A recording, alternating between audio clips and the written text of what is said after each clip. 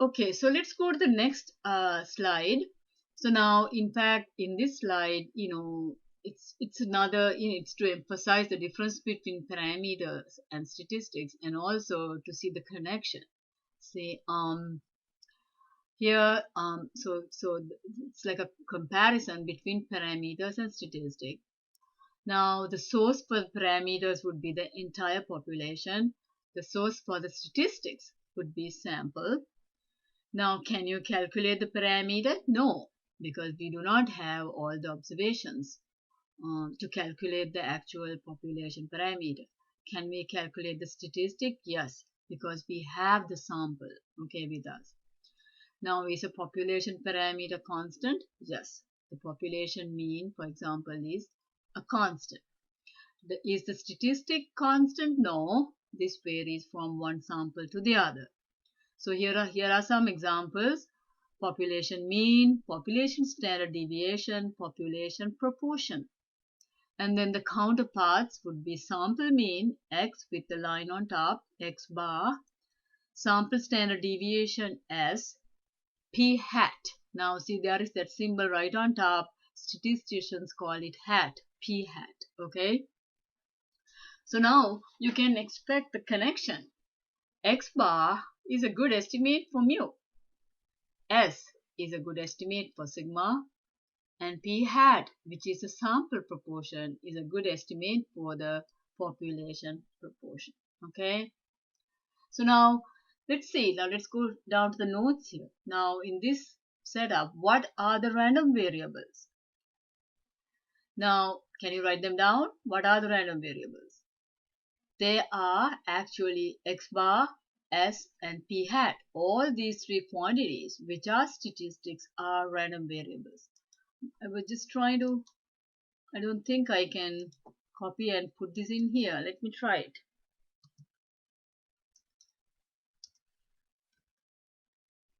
See, it doesn't work. Actually, I don't know how to put that. Maybe it doesn't work. This should go in here.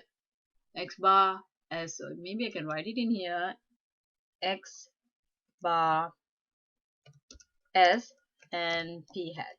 Okay, in fact, I cannot use the symbols in this notes area. So all these three quantities, which are statistics, are actually random variables. So now, what do we know about random variables? We have studied random variables previously. They all have probability distributions, right? And then the probability distributions have parameters associated with it. Okay, just let's recall what we learned so far in the previous chapters. We learned the probability distribution, right? Um, we learned the we in fact learned two probability distributions, okay? And then we in fact figured out the parameters, and then also we figured out their mean and the standard deviation, okay? So so the two distributions we have studied so far are, the first one is the binomial distribution, right? In chapter, I think it is chapter 6, right? Now this is the notation we used. X is the binomial random variable. What is the description of X? Number of successors, right? Out of n trials, where each trial has either success or failure, correct? So you are counting the number of successors, and that you will label to be X. Now it is binomial with the number of trials and P, which is the probability of success, right? So now the parameters associated with the binomial distribution are n and p, okay? Now, once you have these parameters, you can calculate the mean for the distribution. Remember, mean had a general formula. Remember, summation x times px, but it all reduces to n times p, we learned, for the binomial distribution. And also sigma turns out to be n times p times q. Oh, wait a minute, this should be square root, right? Square root of n times p times q. Actually, it is the variance which is in pq. So sigma, which is the standard deviation, should be the square root. Okay. All right. And what is Q? Q would be 1 minus P, the probability of failure. Okay. Now also remember, little bit of notation here. We will say that, okay, the binomial distribution with parameters n and p has mean equal to np and sigma equal to square root of npq. Now also you will say x, which is binomial. Now that also has the mean with np and standard deviation square root of npq, right? In other words, the mean and the standard deviation of the distribution is the same as the mean for the random variable associated with the distribution. It is like, the distribution and the random variable, they have a one-to-one correspondence. They are pretty much the same. You can interchange them, okay, when you do work. All right. Now, as an example, if I say x is binomial with 20, 0.3, that means there have been 20 trials. Probability of success is 0.3, 30%. So x is binomial with mean mu equal to 6. How did I get 6? N times p. 20 times 0.3 is 6. And sigma would be square root of npq. So that would be np is 6. 6 times q is 0.7. 6 times 7 is 6 times 0.7 is 4.2. So you will have sigma to be equal to square root of 4.2. You can check it yourself. Okay. All right. Now the other example that we did was normal distribution. So if I say x is normal, see, this x is like a dummy variable, right? I mean, you can use x to describe any random variable, just like in algebra we use x, but we need to tell what it is, okay? What it is representing. Now here we said that x is binomial. Now in here we are telling x is normal with mean, mu, and sigma. Now the parameters for the normal distribution would be mu and sigma. Okay, and then so it so happens that the distribution parameters are themselves the mu and the sigma. It is something unique to normal distribution. The parameters of the distribution will turn out to be the mean and the standard deviation. Okay, all right. So moment you see 5, 10, you can straight away say this normal distribution has mean 5 and standard deviation 10. Okay, and the random variable associated with that also has mean 5 and standard deviation 10. Okay, because the distribution and the x, they both have the same mean and the standard deviation. Okay, all right. So now, in fact, here we know that the standard normal random variable is denoted with the letter z. So z is normal with mean 0 and 1, right? So the parameters for the standard normal would be 0 and 1, and the mean will be 0 and 1 also, okay? And the z-score we know has mean 0 and standard deviation 1. Okay, so in general, remember that the mean and the standard deviation of the distribution, and hence the random variable, can be calculated in terms of its parameters. See, in here, let's say in the binomial case, mean was np. Let me go up a little bit. Mean was np, and sigma was square root of npq. So if you know these two parameters, we can figure out the mu and the sigma. So that's how it is for any distribution. Once we know the numerical values for the parameters, we can get the mu and the sigma. In the normal case, things are very easy. You don't have to do any operations or anything at all. The parameters themselves are mean and sigma. Okay. So in general, mathematically, you can say that mean and the standard deviation of a probability distribution would be functions of its parameters. Okay, parameters are usually denoted inside the parentheses. Okay, all right. Now, okay, so now we know that x bar is a statistic, and we said that x bar is a random variable because it varies from one sample to the other. So now, if it is a random variable, what did we say? Random variables should have probability distributions, right? So then x bar, being a random variable, should have a probability distribution associated with it. Okay. So now, and then that probability distribution will have parameters which will help us to find the mean and the standard deviation. Okay.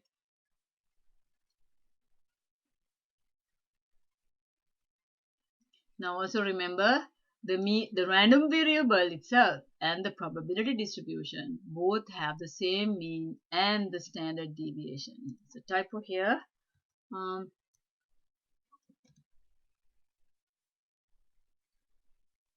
standard. Okay. And then they are actually the mean and the standard deviation are functions. That means you can functions of the parameters, right? That means you can, once you know the parameter values, you can figure the mean and the standard deviation. Okay. All right then. So let's go to the next slide. Let me see if there's anything else now. Okay. All right. Now, from the previous slide, we know that x bar, which is a sample mean, has a probability distribution. Now, here's another new piece of terminology. Now, remember, x bar is like a sample quantity. It is a statistic, okay? The probability distribution of a sample statistic, they have a different name. They are called sampling distribution, okay? So the sampling distribution of x bar is the hypothetical distribution of means from all possible samples of size n taken from the same population. So in other words, you got to think of x bar as an individual measurement. Of course, you should not change the n value, so you need to fix the n. N can be 25, n can be 50, and so forth. But for a particular n value, you can take all the possible mean values, you can generate that, and then you will see what the histogram will turn out to be. So that will give you the hypothetical distribution.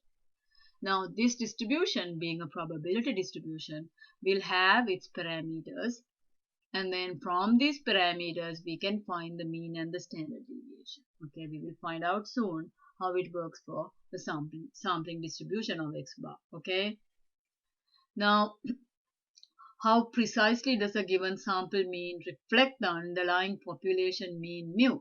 See now, look, how did we get this x bar? X bar we generated from individual x value, right? If you think about GPA to be the individual x bar was the average of maybe 25 students, right? So this original x will have a mean. Now that is this mean mu, okay? So the original individual x value has mean mu. Then in addition, these x bars also will have a mean, like mu of x bar. Getting a little complicated.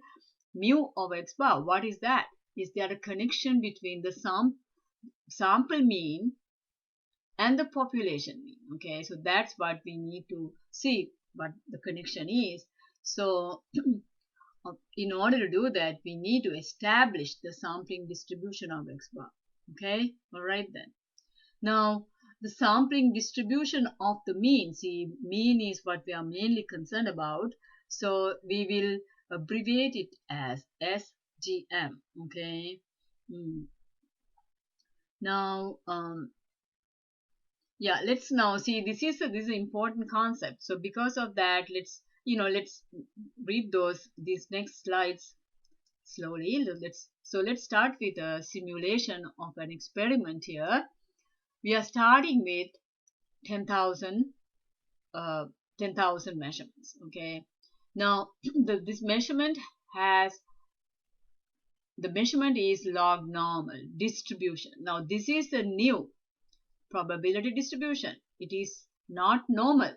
See, what it is mean is, if you have x, it's not x which is normal, it is the logarithm of x, log of x, which will be normal. So it will be positively skewed. We will see a picture in the next slide. Okay, and then its mean is 173, standard deviation is 30. Now see, we have altogether 10,000. Okay, from this 10,000 we are going to take repeated samples, each of n equal to 10. Remember, this is a simulation experiment. So from the 10,000, we are going to generate samples, each having 10 measurements, okay? And then you will calculate x bar for each sample. So this x bar is based on how many observations?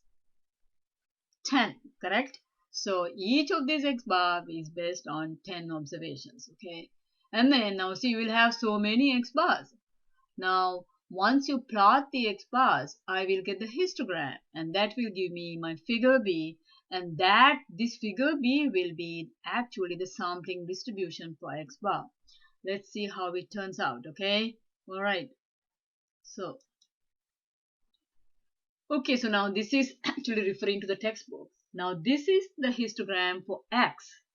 Okay, see, it is not normal. But actually, if you take the log of x, you will get a normal distribution. We are not going to worry about that. This is skewed to the left, positively skewed. So the mean here is actually 173. That's what we were told in the previous slide, right? So now here you will have 10,000 observations.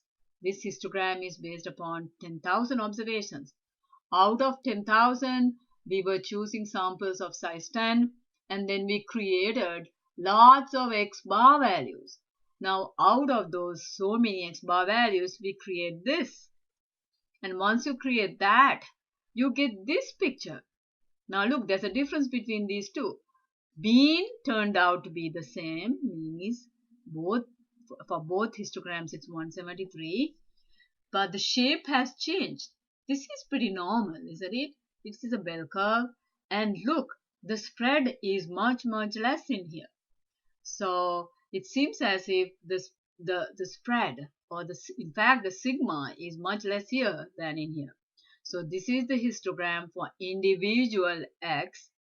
This is the histogram for mean of x, or x bar notationally, okay? All right, so what has happened? See, this is more like a bell curve. Actually, this is really the crux of the whole thing. You know, if you take the sample mean, and if you take n to be large enough, you can always expect the distribution for the mean to be normal. It doesn't matter what the distribution of x is. The distribution of x is not normal, but the distribution of x bar is normal. Okay, so it's really a very powerful result. Okay, so let's go to the next slide and we'll talk a little bit more about this. Okay, so here I just have the same picture on the left, and then so what are the findings? Distribution of B is normal. And what's its distribution B?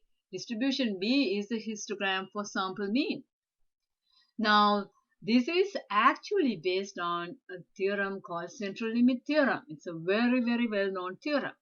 What it says is, this is a theoretical result. It's very difficult to prove it actually, but it has been proven. If n is large enough, now if you go back to calculus, if you have done calculus, this is like as n tends to infinity, okay? So if you take n really large enough, x bar will be normal. The distribution for x bar will be normal regardless of the shape of the distribution for x.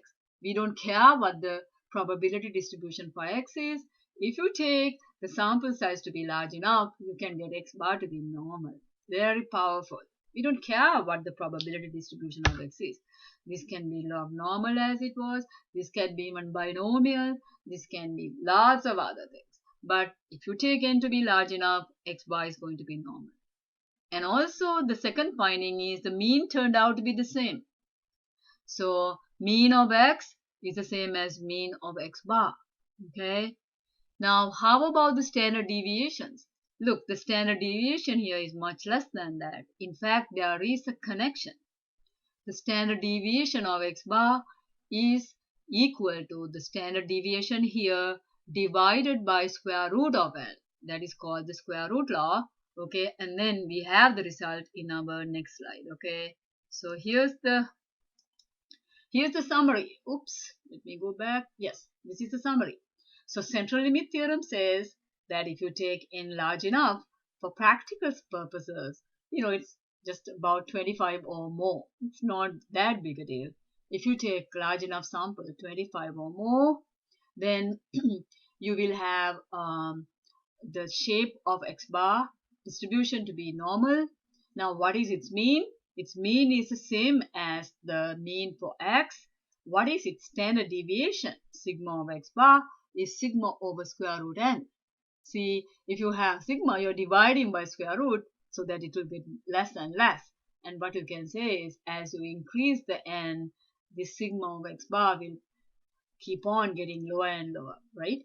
So this is a powerful slide actually. This is something that you really keep in mind. So if you take n to be large enough, you will have x bar to be normal with mean mu the same as x and standard deviation to be sigma over square root n. Now that this is an important result, I'm going to stop here. So this is like I think about 3/4 of chapter 8. So I will have another recording to complete the remainder of the chapter. Okay, all right.